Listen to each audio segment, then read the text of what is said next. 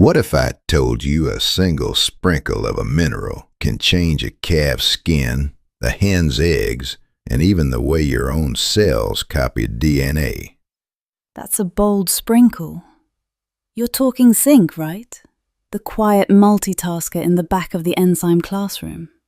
Exactly. Zinc is like the ranch hand who never sleeps. Over 200 enzymes rely on it.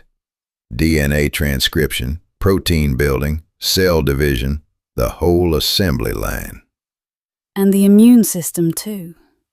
If you're listening on your commute, picture tiny zinc badges clipped onto immune proteins so they actually work. No badge, no bouncer. Here's the kicker. Zinc deficiency shows up where cells flip the fastest, skin and immune cells.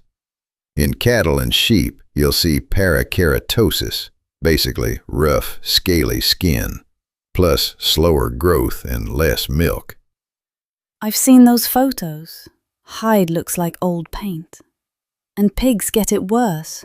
Severe parakeratosis, thickened lesions, poor feed efficiency. You pour in grain, get less out. It's like a leaky engine. Poultry, too. Poor feathering, weak bones, fewer chicks hatching. That's not cosmetic. Feathers are protein architecture, and bones need the enzyme scaffolding zinc enables. Can I be contrarian for a second? People toss zinc oxide into feed like confetti, but the form matters. Organic zinc, think zinc methionine, usually absorbs better. I'll push back a hair. Cost matters on a big operation. Zinc oxide can still work, just not as efficiently. But yeah, if you're chasing performance, organic forms tend to win. Fair. It's like gas grades.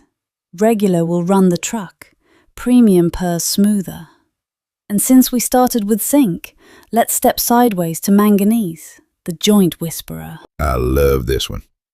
Manganese is crucial for bone formation and cartilage development. It also flips on certain enzymes and helps the mitochondria's antioxidant defenses, your cell's wildfire crew. Which is why deficiency looks orthopedic. Skeletal deformities, lousy fertility, and in poultry, reduced hatchability. Eggs set, but fewer chicks emerge. Where do folks get it? Manganese sulfate, manganese oxide, or organic chelates. Same bioavailability story. Organic usually plays nicer in the gut. Right, but sulfate is the workhorse. If you're listening while feeding out, the practical move is balancing form with budget, then checking what actually shows up in performance.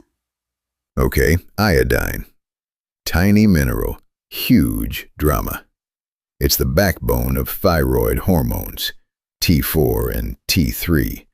Those set your metabolic thermostat. And that thermostat runs everything: growth, development, reproduction, lactation.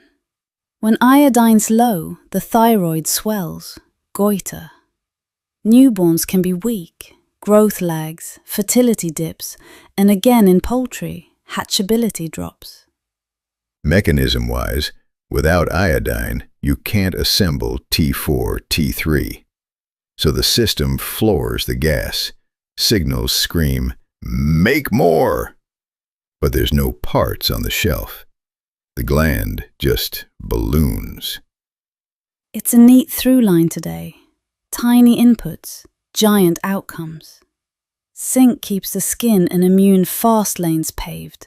Manganese lays down the bone and cartilage rebar, and iodine tunes the engine speed. Quick recap if you're parking the truck. Zinc. Over 200 enzymes. Watch for skin issues and immune dips. Manganese. Bones, cartilage, fertility. Iodine. Thyroid hormones steering metabolism and baby vigor. And our running bit, forms matter. Oxides and sulfates get you in the game. Organic chelates often play it better. Budget and goals decide the jersey. Minerals.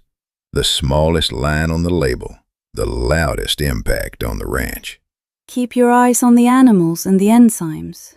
They'll tell you the story if you listen closely.